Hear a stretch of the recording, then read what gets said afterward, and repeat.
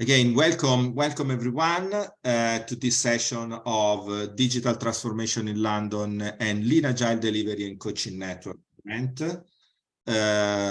We have today, as usual, let me say, because this year we reduced a little bit the number of events, but actually we're more focused on quality, I have to say. I'm pretty happy with that. We have a great speaker. I mean, I met Sonya, just to tell you a little bit the story. I met Sonya in a meetup of Agile Coaching Exchange. This is the first time that I met Sonya a couple of months ago, as we said. And she was great. And actually, after this event, I started following her on LinkedIn. And okay, Sonya, you are an addicted video blogger. How many videos you publish?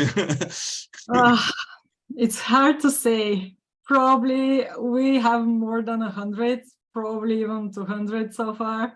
Yeah. We're trying to be quite consistent. Yeah, pretty consistent. Yeah, I see at least one every week and probably two every week, I would say, probably more than one. However, my suggestion is to follow Sonya because she published this video on YouTube and also on YouTube, on LinkedIn. Have you also a YouTube channel, Sonya, maybe?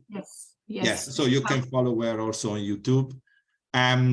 Clearly, she makes video on Agile, and in particular on the topics that we are talking today on how to measure performance, how to measure quality, and how to measure if the team is going in the right direction. So this first touch was really good. And then when I started following her, I was involved in the Pro Kanban trainer session. So it was really helpful for me to have a second point of view of a similar topic. So it was really amazing to follow you, Sonya, and Dan Vacanti together. I mean, because also Pratik and Dan are getting video blogger in this case. So I'm really happy to have Sonya today in our session, and I'm pretty sure she will be great. I'm pretty sure also that you will have a lot of questions to Sonya, and we agreed that actually for your question, please type the question in the chat. I will keep track of them, and at the end of, let me say, 30 minutes presentation that Sonya has, we will have time to cover all the questions that you can put in the chat. So feel comfortable when you have a question, type it, and we will cover for sure. Just one last piece of information from me. This is the second last event before the summer break. We will have another event next week that will be something very different from today's session. Actually, is about the social impact of Agile. That is pretty interesting from the economic perspective. So it will be a very different session, but very interesting just because it's so different. So that's all for me. During the session, I will put the link to the YouTube channel and the LinkedIn group, so you have the opportunity to join both these channels where our communities are available. And so, Sonya, the stage is yours, and I continue to admit people. Please, Sonya. Thank you so much. Hello, everyone. I'm really glad that you decided to join us today. My name is Sonya. I'm the founder and CEO of NAVE. We help product engineering teams improve the processes behind building software so you can release updates faster, get feedback on these updates faster, and in the end of the day, actually pivot or continue in the direction you're heading with each individual product. And today, I would like to talk about one of my most favorite topics, how to make reliable project forecasts. Okay, if you're all ready, then I think we can go ahead and get started. So here, clients and stakeholders ask this question all the time. How much time will this take? Or when will you be done? And coming up with the delivery date of a project certainly can be challenging, especially if you don't have the means to make reliable decisions at your disposal. So where does the problem come from? The most common approach to project planning suggests that the team should sit down together, go through the individual work items, and then estimate the effort needed to complete each item, either in hours or story points.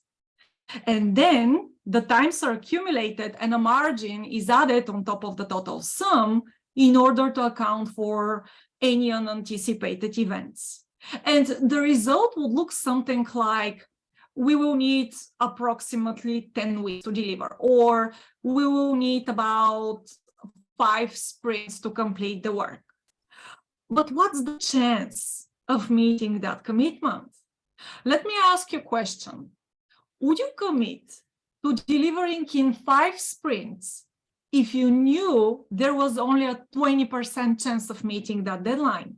That's certainly something I don't recommend doing. And apart from being tremendously time and effort consuming, the main problem with this approach is that it's just not reliable. And there are just a few reasons why these methods are fragile. Firstly, estimating the actual effort time required to complete your work items is a prediction based on guesswork, intuition, or good feeling. It doesn't use historical facts and it doesn't use past performance data to produce accurate results. Furthermore, secondly, by evaluating the actual scope of the work, you are ignoring one of the major sources of inefficiency and delays, the waiting time in your system. Your effort time doesn't include the waiting time in your process, which usually represents anything from 60% to 99% of your delivery times. Remember this stat. The waiting time in your process represents anything between 60% and 99% of your delivery times. Evaluating the actual scope of your work is just not enough to provide a reliable delivery commitment. Your delivery time will always exceed your effort time. And last, but certainly not least, commitments that are based on effort come as a single value, and thinking deterministically about the future is simply insufficient. There is always more than one possible outcome that might happen in the future. Let me tell you a story. Every morning, I have to drive my kids to school. Well, it's not really a school, it's more like a kindergarten within the same building as the primary school. They have the standard bell rings, classes, breaks in between. It really feels like school. And I find it awesome because when my daughter started first grade, the whole experience was so much smoother. So the first class starts at 8:45. And if you're not there on time, they close the main doors and you cannot get in anymore. So it's crucial for me to get there before 8:45. Otherwise, I have to look after 2 little kids for the whole day, which for all of you with little kids, you know what this means, right? It means that I won't be able to do absolutely anything else. And even though our school is pretty close, it's about 10 kilometers away from our house, it can take me anything from 10 minutes to 40 minutes to get there, depending on whether or not there is construction work or local street market taking place. I even didn't make it once because there was a major car incident and the traffic was horrible. My point is, I never know exactly how long it will take to reach my destination. The outcome will often be different, and the only thing I can do to achieve my goal is to make sure I leave home early enough to have sufficiently high level of confidence that I will arrive on time. You can never have 100% certainty about what will happen in the future. There are always multiple scenarios that may occur. There is no model that produces a single certain outcome that guarantees you will achieve your goal. The exact same principle applies when it comes to making delivery commitments. You can never have 100% certainty about what will happen in the future. Every time you say something like, we will deliver this project in 2 months, and you don't provide any information related to the certainty level of achieving your goal, you're making a deterministic estimate. Let me ask you something. Can we predict the exact delivery date of our project despite of unpredictability of knowledge work? And exact is the key word here. Are we capable of predicting the exact time a feature will take to go through the whole process while maintaining the rest of the work in progress at the same time? Is it possible to predict that there won't be any additional work coming in between, any defects, dependencies, blockers, bottlenecks, or any impediment that might cause a delay? There are 2 approaches to making delivery predictions: a deterministic estimate and a probabilistic forecast. What's the difference? Estimates are predictions based on guesswork, judgment, intuition, or gut feeling. The prediction is delivered as a single value. It could be a date or a number of hours, days, or story points, for example. An estimate doesn't involve any probability of its occurrence. When you estimate your delivery, you don't know whether there is a 20% chance or 50% chance or 80% chance of meeting your commitment. And the biggest problem with deterministic estimations is that we assume we know what will happen in the future with 100% certainty upfront. Forecasts, on the other hand, are based on historical performance data. The prediction is communicated as a range of values and the probability of those values occurring. And producing probabilistic forecasts is the first step towards making an objective decision about when you will deliver your project or how much work your team can handle during your next release. So, how can we make reliable probabilistic forecasts about our projects when there is so much uncertainty that we have to deal with? The secret lies in accepting that there is more than one possible result that may happen in the future and managing that uncertainty effectively. And let me make this clear from the get-go. There is a need to clearly differentiate between the analysis process and the forecasting process during your project planning. The main goal of the analysis process is to gain an understanding of the problem you're trying to solve. During the analysis, you must unambiguously define the what and why. And if your team starts arguing whether something is 5 points or 8 points during the analysis process, that's a red flag. That's the realm of the forecasting process. During analysis, the actual conversation behind what needs to be done is the most important thing. The main goal of the forecasting process is to provide a reliable delivery commitment, and ideally, you shouldn't spend more than a couple of minutes doing so. The tools provide these answers for us already. So here the only question is, what's the confidence level we're willing to live with? So I would like to focus on the forecasting part of the project planning process. Now, to provide a reliable delivery commitment, you need to communicate the range of the delivery dates you can hit together with the probabilities that come with it. And your commitment should look something like We expect to deliver this project before the 5th of March, and we are 85% certain that we can achieve this goal. We're saying this is what the language looks like. This is the language that we use here. Are we saying that we will deliver exactly on the 5th of March? No, we aren't.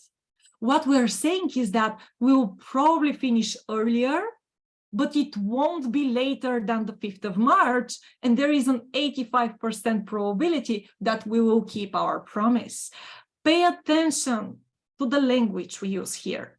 It may seem to be a simple wording change, but it will have significant implications. Every time you provide a delivery commitment, ask yourself, what's the chance of meeting that goal? And if the approach you use to make delivery predictions doesn't enable you to quantify that probability, it's worth considering an alternative. Remember, the main purpose of making estimations is to manage risks effectively. There is always risk involved, and the most effective approach to managing realistic expectations is to quantify that risk by assessing the probability of achieving your goals. Every delivery prediction should communicate the risk associated with it. Now, how can we quantify that risk? The best predictor of your future behavior is your past behavior. More often than not, your past is going to reflect the future, especially if you are in control of your management practices. And there is a straightforward technique that will enable you to come up with an accurate project delivery commitment without spending any extra time and effort. And that's the realm of probabilistic forecasting. You no longer have to evaluate your work items in terms of hours or story points. What you actually need to do is look into your past performance and analyze it to produce probabilistic outcomes. And there is a tool at your disposal that will enable you to produce forecasts in just a couple of minutes. That tool is called the Monte Carlo simulation. Now, when determining the delivery date of your project, we use Monte Carlo simulations to come up with a range of commitments and the probabilities that come with each of them. The simulation relies on a large number of random trials based on your historical performance data to predict your throughput for future frame. Is the number of items completed in a certain time period. It is your historical data, and it accounts for all variability in your system, including the multitasking. Please come back to me. Monte Carlo simulations use your historical throughput. In the Monte Carlo simulation, you define the start date. Here, you define the start date and the number of items in the scope of your project, and the simulation will provide a range of possible outcomes and the probability that comes with each of them. It will use the throughput of a random day in the past to simulate how many work items are likely to get done on any day in the future. Now, this is a screenshot of our analytics suite. And in this simulation, on September 10th, here at the bottom, you had a throughput of 2 tasks. The simulation takes this number and assumes that this is how many work items will be completed on November 1st, which is the first date of our project. Then to project the probable throughput of November 2nd, it takes the throughput of another random day in the past, and so on. The simulation is repeated tens of thousands of times before the results are presented in the form of a probability distribution, with percentiles increasing from left to right. So here in this simulation, we set the scope of 44 tasks and stated that we want to start working on it on November 1st. The simulation tells us that there is an 85% chance, 85% probability of finishing this scope before the 19th of April. And the further you go in time, the greater the certainty of completing the projected outcome. Now, you can commit to project scope, delivery time, or quality, but not to all three. So my advice would be to pick time and quality and keep the scope flexible. The main benefit of using Monte Carlo simulation, the method clearly defines the risk associated with certain outcomes. The percentile lines that you're seeing here, 50%, 70%, 85, 95, 98%, they communicate the risk you're managing. The probabilities that the simulation produces quantify that risk in terms of percentages. The question is no longer how many items can you complete before the next release. The question now is, how much risk are you willing to take? If you plan with less confidence, let's say you commit to delivering before the 27th of March on the 50th percentile, which is, by the way, the exact same confidence level that comes with flipping a coin, you really ought to ask yourself whether you want to manage that level of risk. I want you to think about project planning as gambling. The number of items we could supposedly deliver is higher at the lower confidence level. So, how much risk do you want to take? Now, during your project planning session, during your project planning process, we want to mitigate the risk as much as we can. 50% certainty is very low. Ideally, you should be working with 70, 85, or even 95% certainty when you're making your commitments. And if you look here into the farmost right sidebar on the Monte Carlo simulation, you will see that the probability is greater than 99%. Remember, there is no such thing as 100% certainty that something will happen in the future. Your stakeholders want to be as confident as possible that you will deliver on your commitments, and they want to reduce the risk of failure as much as they can. To help them understand that concept easily, communicate your project plan in terms of risk. This is the language they speak. This is the language they understand. And if you commit to the delivery date on the 50th percentile, you will be wrong 1 out of every 2 times. If you commit to the date on the 85th percentile, you will be wrong 1 out of every 7 times. If you go for the 95th percentile, the risk of failure drops down to 1 out of 20 times. That's how you manage realistic expectations and plan your projects in the most effective manner. Now, what happens if you don't manage to meet your commitment? Does it mean that your forecasts don't work? No, because if you've committed to the 85th percentile, there is still a 15% chance of not making it. You just ended up in this 15%. Always remember, there is no model that provides 100% certainty that we can achieve something. We can only commit with a high confidence. The higher the confidence, the smaller the chance of failure.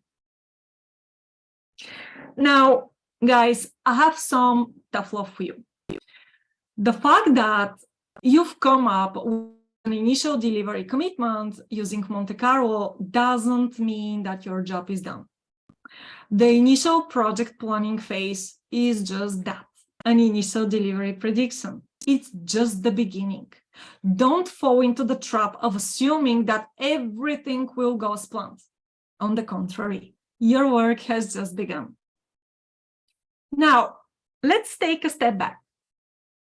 Just because you have 44 stories in your backlog this doesn't mean that these exact 44 stories will be delivered before the date you've committed.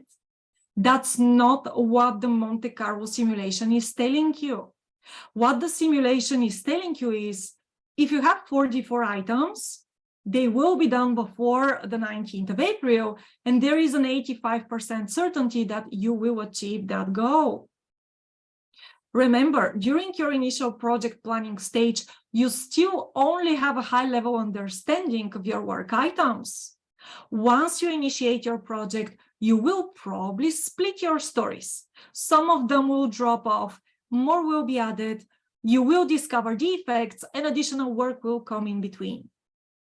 The secret here is that you can take any 44 items you want, and the simulation Monte Carlo produces will still be valid. Once you begin your work and start delivering results, you should continuously reevaluate your forecast and adjust your course accordingly. You need to look into your plan from a continuous perspective and decide how to best fill the spots for these 44 items over time. Now, let me tell you another story. My husband and I, we moved to Belgium about 10 years ago. And I will always remember the Belgium Red Devils playing at the FIFA World Cup back in 2018. It was a pre-COVID time, and there were thousands of people watching the game on a big screen in the center of our town. They were drinking beers, they were singing, dancing, bursting into cheers every time we scored. So the atmosphere was really amazing. And we were watching the game against France. And if you're a football fan, you probably know all these websites that give you the probability of how a game will end. And I was checking out the forecast every 2 minutes. So the approach these websites use is pretty smart. As the game progresses and teams score or don't score, the chances of your team winning will change as well. So every time a new event happens, the model is updated and the new prediction of how the game will end takes place. Now, imagine you are the coach of a team and you observe the probability of your team winning going down. If that's the case, you would probably want to make some changes, right? Switch the positions of certain players, let new players enter the game, or swap the initial strategy altogether, right? The goal is to increase your chances of winning. Either way, when provided with that information, it would be simply unreasonable not to make any changes. Your tactics have to adjust based on the new information you're gathering. And this is a classic example of continuous forecasting. Once you have your initial forecast, you need to continuously reevaluate it and adjust your course accordingly. Your forecast will change as you deliver more work. Remember, we used our past throughput in the Monte Carlo simulation. Your throughput will vary based on any changes in the scope, your team, or the efficiency of your workflow. All these factors will affect the base you use to perform your initial prediction. That's why continuous forecasting is essential. To be able to deliver on your commitment, you need to make sure that you have your finger on the pulse of the work. Now, I've said this many times already, but I just can't emphasize it enough. When we talk about making delivery predictions, we need to acknowledge that there are many possible scenarios that could occur in the future. And probably the biggest advantage of using Monte Carlo is the fact that it produces a range of outcomes and the probabilities associated with each of them. It enables us to think about our commitments in terms of the risk we're willing to take. Now let's put the continuous forecasting strategy into action.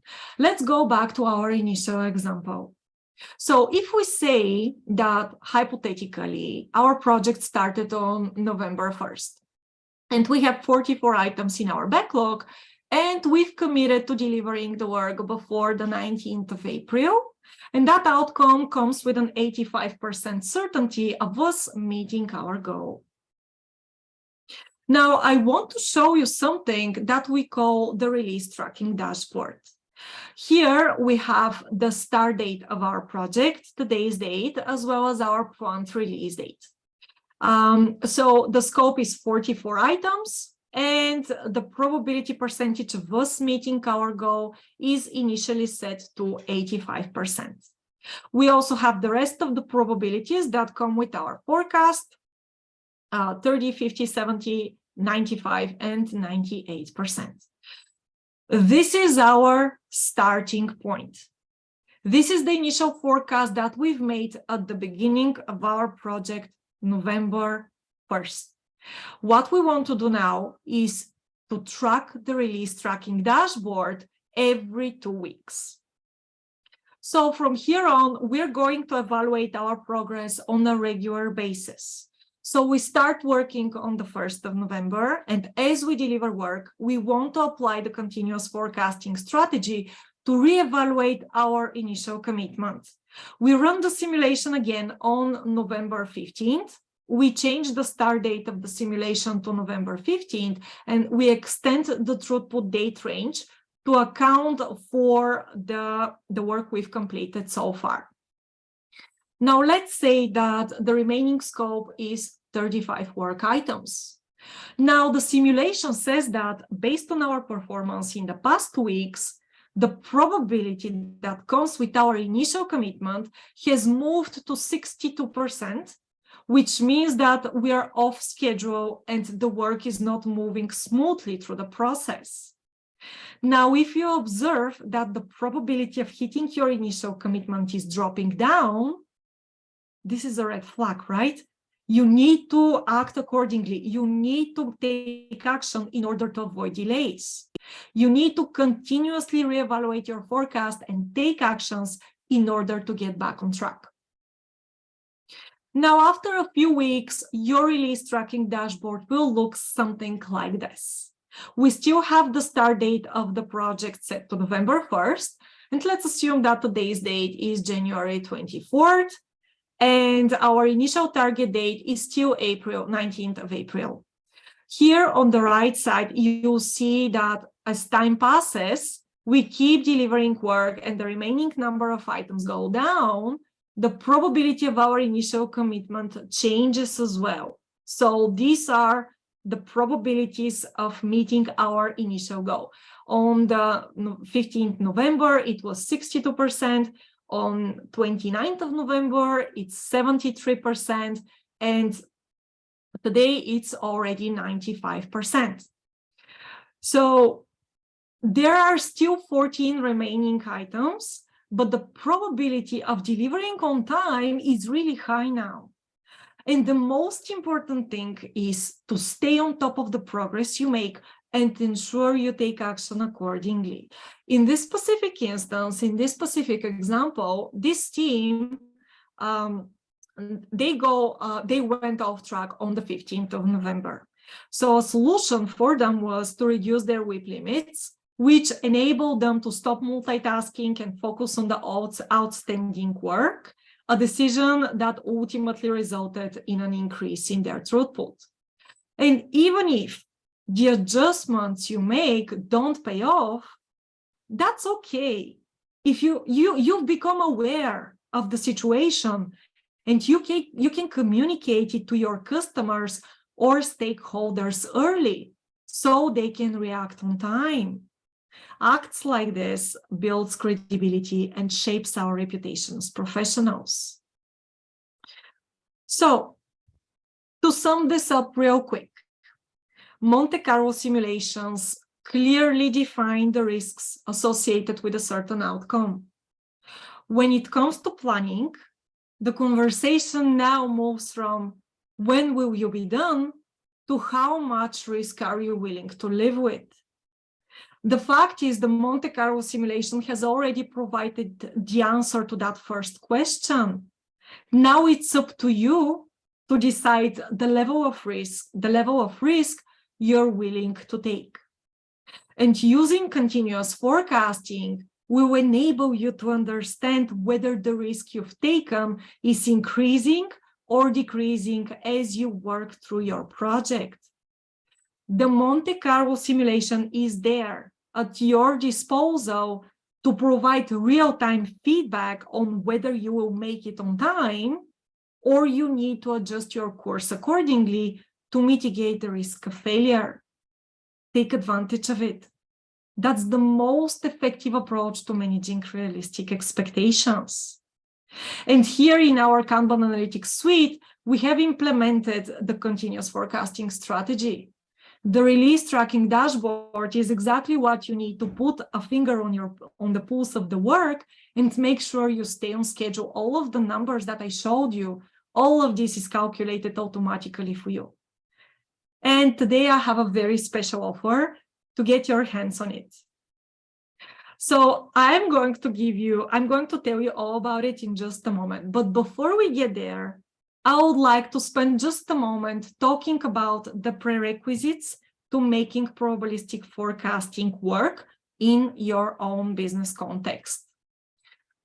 First and foremost, you don't need items of the same size to make this work. Like, this is number one question that pops up when I talk about Monte Carlo. Remember, the forecast accounts for all the variability in your system, including the size of your work item. The size of your work items. Now, the more interesting question here is, how much data do you need to make reliable delivery predictions? What if you don't currently have any data? What if you have plenty of data, but you can't actually rely on it? The fact that probabilistic forecasts are based on your past performance doesn't mean that you need a ton of data in order to come up with reliable delivery predictions. Whether you've been collecting data from the very beginning of your board creation, or you're just getting started with new teams, is beside the point. The main prerequisite of producing reliable forecasts is to maintain a stable system. This is exactly what I teach in our Sustainable Predictability program. It's a 7-step roadmap to building stable delivery systems. And stable systems are delivery systems that are optimized for predictability. If your delivery system is optimized for predictability, you don't need more than 20 or 30 completed items to come up with accurate results. It's not about quantity. It's all about taking control of your management practices and ensuring you deliver results in a consistent manner. The accuracy of your forecasts strongly depends on the stability of your systems. I can't emphasize this enough. In fact, if you don't maintain a stable system, nothing will work.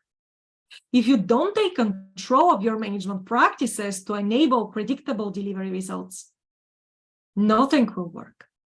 There will be no approach that can give you any reliable delivery predictions. You would be better off buying a pair of dice and just rolling them. You would be working with the same probability of achieving your goals.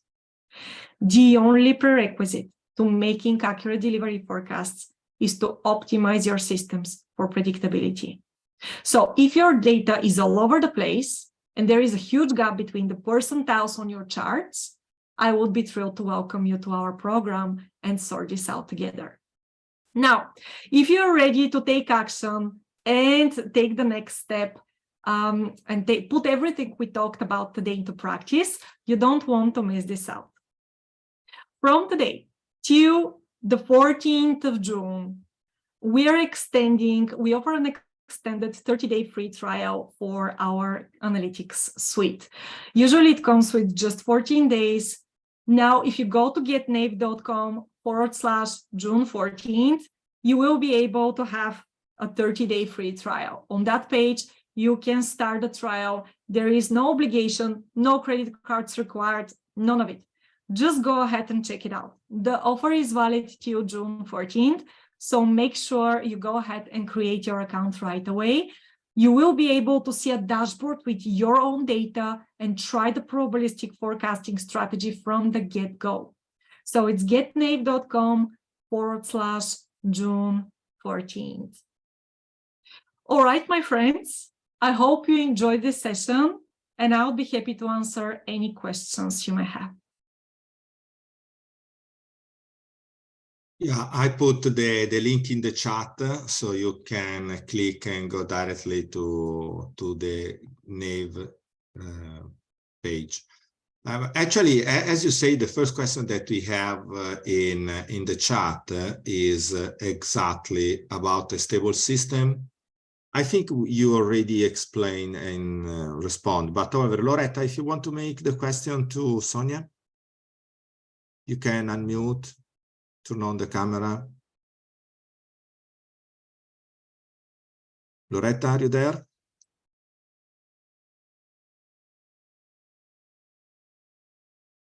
Okay, well, I can make the question because probably Loretta. Go ahead. Let's hear the question. Okay. Yeah, Monte Carlo would only work on a stable system, right? How many sprints or cycles do you take in consideration while calculating throughput? Do you remove anomalies from the throughput? For example, sprints with holiday, etc. I think here we are mixing sprint, throughput. Yeah, that's fine. So it's not about a timeline. It's really about the number of items you finish. If you finish 20 to 30 items in one sprint, you're good to go. If you need like a couple of sprints, a few sprints to actually come up to that number, 20 to 30 items is more than enough to get you started. So that's the threshold.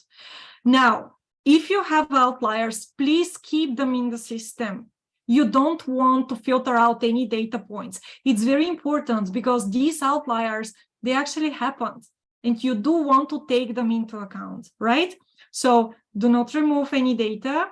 And as long as you have 20 to 30 completed items, and of course you manage your work effectively, you will be able to come up with a reliable delivery commitment. Now, if your data is all over the place, Monte Carlo will still work, right? It still uses your past performance data. However, the difference between the percentiles will be huge.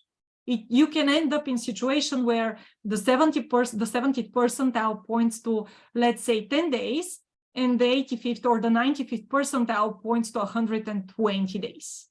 No one is going to buy that forecast, right? So it's really about managing your work effectively and having the management practices in place that will help you reduce these gaps to make sure that you deliver in a consistent manner. And this is when you are going to take the most advantage of this approach. But as I mentioned, even if we're not talking about Monte Carlo, if your data is all over the place, there is no method that's going to work. There is nothing that you can use that will help you come up with accurate results. So the first and foremost thing that you have to start with is to manage your work effectively. I hope this helps. Yeah, absolutely. The next question, there are many questions in the chat, but however, Shaz, if you want to unmute and make your question about the templates. Hi, Sonya. Hi. In the past, I've used like a Google Doc or a spreadsheet that helped me with some simulation. I can see that you've got something a bit more advanced now, which is great to see. Is there any other kind of stepping stones I could go through before I arrive at your front door? I guess the reason I ask is I work in a really corporate environment, and it's probably going to be quite a long road before we get past InfoSec and all the other bits. But I want to introduce it to the team, start the conversation, and then lead up to something like this in the future. Tell me about this. We're working with a lot of banks, insurance companies, telecommunication companies. I'm running security assessments on a daily basis, so I know exactly what you're talking about. There is a solution for you. So if you go to this page, there is this black button here that will enable you to start to create a new account and upload your own data using a CSV or a JSON file. Okay. And you can get started with something simple like just adding like IDs of cards and the timestamps. Okay. That's it, right? So there is an option. There will be a link there that's going to lead to an article explaining all of the details. Go ahead, try it out. If you still have any questions, I'm on LinkedIn, ping me there, and I'm going to assist you in the process. But this is the best approach to get you started before you initiate all of the processes of onboarding new vendors and approving the tool and so forth. This is the best approach to get you started. Oh, thank you so much. That's fantastic. Thank you so much. You're most welcome. Amazing. Then we have a question from Mike. I think we already covered, but however, Mike, just to be sure that we cover the question. Thank you. It's pretty much covered. You can't give 100%. So there we go. Yeah, what was that? What was your question? Question was, if the business says, so what date can you deliver by with 100% confidence? Mm-hmm. You say 3033.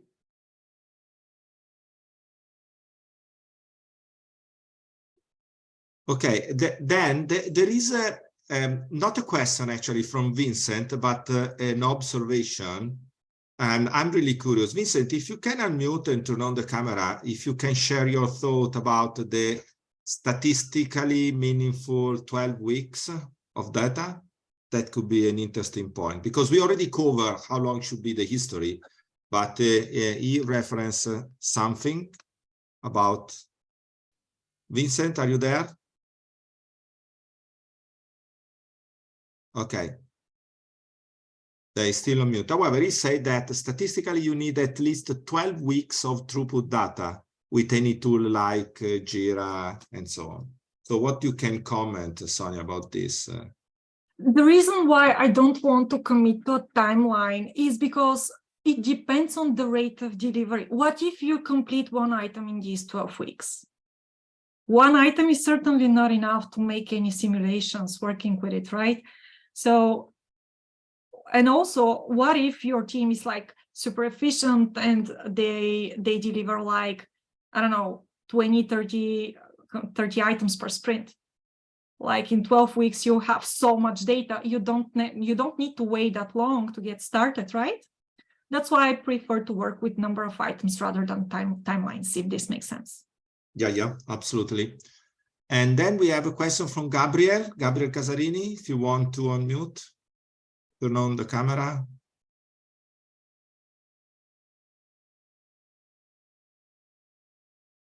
Yeah. So my question is quite simple, Sonia. So you were talking about the work of one single team or several teams that are very, very independent from one another. And at that level, it is true that we can actually predict the work of them because we have the throughput with all the stories. But then we have several teams. And the thing is, all of these teams, then we are componing the work of all of them at the feature level, at the program level, if you want to say, or the portfolio level. Mm-hmm. And then we have to make predictions at that, or forecast at that level. So we have the information at the team level, but then we need a forecast at the program level. How do you approach that? Well, you are tracking the data on a portfolio level, right? So no, I have only the data at the team level. So that's the issue, yeah. So we have different teams. Okay. Imagine hardware team, software team, platform team. So each of them has their own throughput, but then we are actually delivering integrated solutions, and those are the features. And we need that forecast. So we don't have the data at the portfolio level. Do we need that? Or you combine it. You combine the data of all the teams. Do you use Jira? Or what's the management system? Yes, we have Jira, yeah. Okay, so in Jira, what you can do is to create a board and then adjust the JQL filter to actually fetch information from all the teams. You can do that. You can use a one single board that's collecting data from everyone, and then use that data to actually run the simulation. Okay. Mm-hmm. So this is very typical question, and it's even valid on a team level. Sometimes team will ask, we have stories that are meaningful to our customers, but afterwards, we actually cut the stories into tasks, subtasks, and so on. What are we going to work with in the simulation? Should we filter out the tasks and the subtasks and only account for the stories? Yes, think about what you are forecasting. If you're forecasting how many stories you're going to deliver, or in your case, how many features you're going to deliver, you have to input the simulation with that type of work. You have to input the simulation with the features or with the stories. Or if you're trying to forecast the performance of your team and how internally manage the numbers on your teams, then just use tasks and subtasks. Okay. Oops. Yep. Sonya? The sound is gone. Yeah. I can hear. Sonya, are you there? Sonya? Sorry, the audio broke, so if you can... Yeah, so what I was saying is that you have to think about what you're forecasting. So the type of work that you're forecasting, the type of work that you expect as an output of the forecast, the same type of work needs to be fed as an input for the simulation. You feel free to filter out everything else to make this reliable. Okay. Thank you. Perfect. Yeah, just to share my experience, for example, I'm using with one team the epics. So we are forecasting epics using Monte Carlo, for example, just to share. Okay, we have another question from Lina. Just checking. Lina, are you there?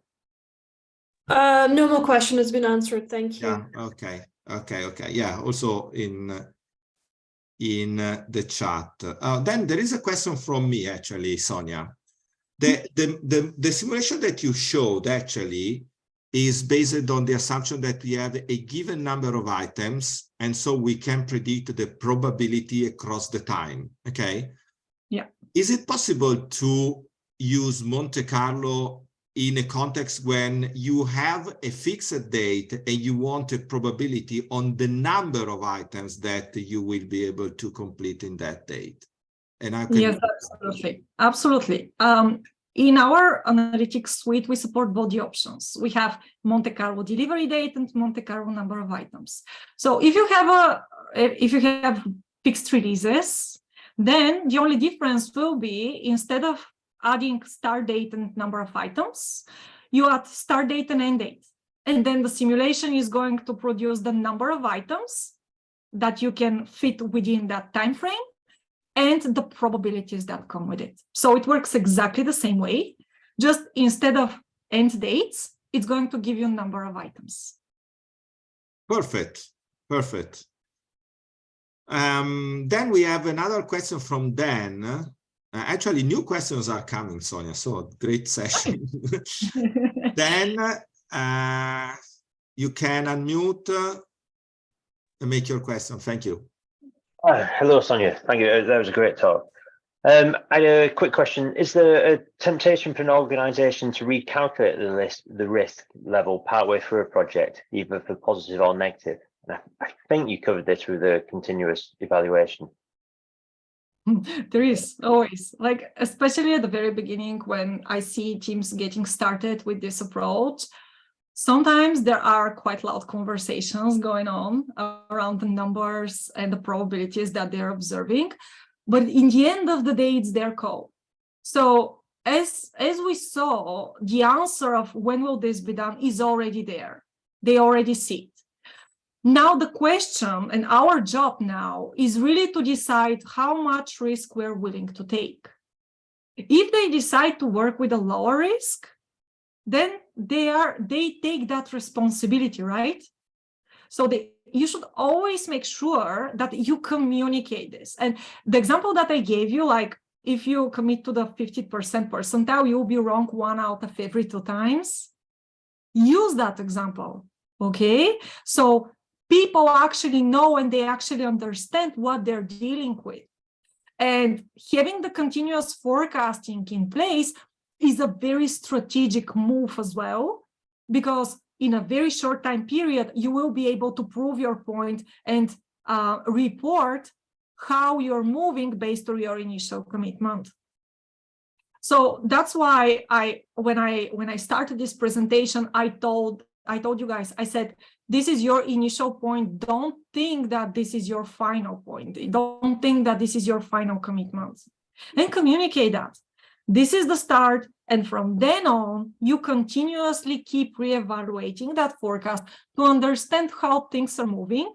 And at some point, if it turns out that you won't make it, it's obvious that you won't make it, then what you're doing is just go ahead and communicating this early, right? That's how we're building that credibility, that awareness in our clients and our stakeholders, so they can take actions accordingly.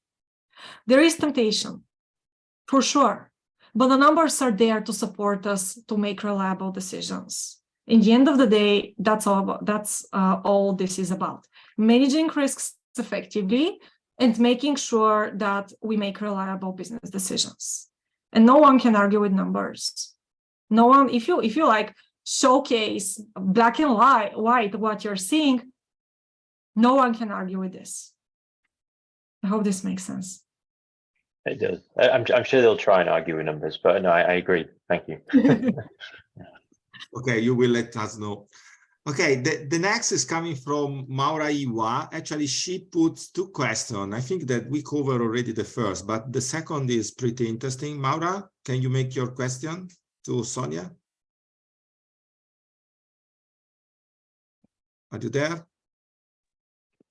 Let me check if I can unmute myself. Can you hear me? Yes, we can. All right. Sorry, because I'm dialing in from a mobile and it becomes a little bit difficult to work with the camera and everything. All right. So the second question, to my best memory, was about whether there are some limitations of using Monte Carlo simulation, whether there are situations where we cannot use it. You can always use it. The question is more like, can you rely on it, right? And if you maintain, like if you have a cycle time distribution that's very wide, meaning the delivery times of your work items spread from 1, 2 days, 5, 10, 60, 80, 120, 200 days, and your work items in progress look pretty much the same, like there are a lot of aging work items, a lot of blocked items, a lot of suspended work items. This is a place where you really want to stop thinking about making predictions and start thinking about how to stabilize the situation and how to come up with an approach that will actually help you deliver in a more consistent manner. So my question is, there are no limitations, but if you want to rely on the numbers, if you want to be able to rely on the forecasts, so you can actually hit your targets once you commit to them, then the most important thing really is to understand what the cycle time distribution looks like for each specific team. And then if it doesn't look good, really focus your improvement efforts on stabilizing that situation. So as I understand, the more consistent the granularity is, the more homogenic it is, the better. When you say granularity, I hope you mean your delivery times. Yes, because the cycle times, like the time of the delivery of particular items. And yes, consistent is the exact word, because if you have a system where you deliver half of the items you deliver in less than 2 days, like in 2 days, and the other half for 100 days, you still have consistent system, right? So consistent is the exact word here. And that's actually a very, very good point, because being predictable doesn't mean being faster. Being predictable means that you're being consistent. So I love how you actually use the terms here. Consistency is the exactly the prerequisite that we're looking for. Great. I'm skipping a couple of questions because we already covered. Okay, Riyadh, can you make your question? I think hi. My question is covered. I asked that if a salespeople comes and they want to deliver one particular product, and they're working with sponsors and they need a budget and they need to create a contract, and how do they come to the estimation of length of the contract? Do they have any tools that we'll do this in 1 year and you have to give us budget for 1 year? Can we use Monte Carlo in that situations, or we need to go into the project and deliver some 30 tasks and then we have to do it?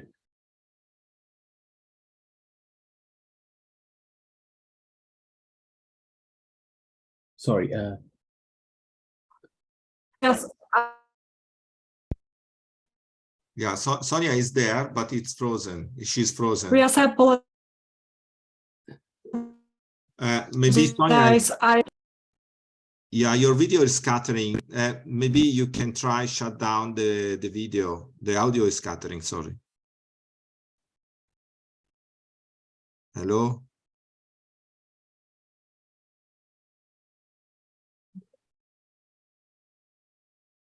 Hello, Sonya, are you there? Yeah, let's give it a try. With me, guys? No, we can't hear you, Sonya. Yeah.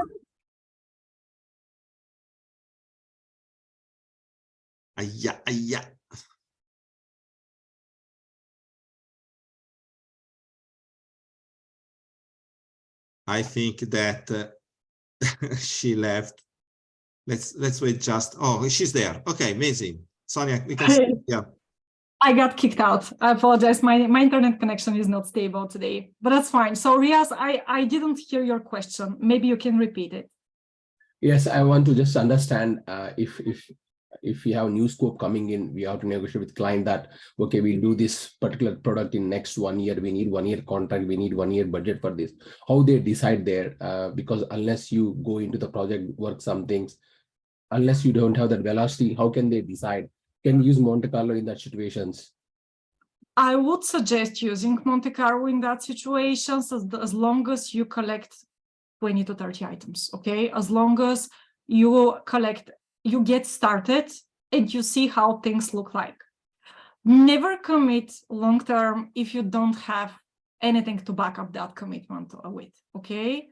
Try to buy some time, or if you really need to commit, try to commit for the next, I don't know, a few weeks, a month, 2 months max. But don't commit long-term if you don't really have an understanding of what the performance of your team is and what's the actual nature of the work. Because remember, when we were talking about how much risk are you willing to take, you do want to evaluate the nature of your work. If the thing is easy, if the work items are quick, you've done this before, you don't expect any problems along the way, you can work with a lower percentile. But if the work is complex, you've never done this before, there are technical challenges, the scope is big, and there are a lot of unknowns, then I would always recommend to go with a very high percentile, 95, even 98%. So as a rule of thumb, the more uncertainty there is, the higher the percentile you use to make your commitment. Thank you very much. That makes sense. Thank you. You're welcome. Okay. Yeah, I think we have time for just one last question. I skip some of the question because we already covered. Jill, if you want to make your question about the workflows.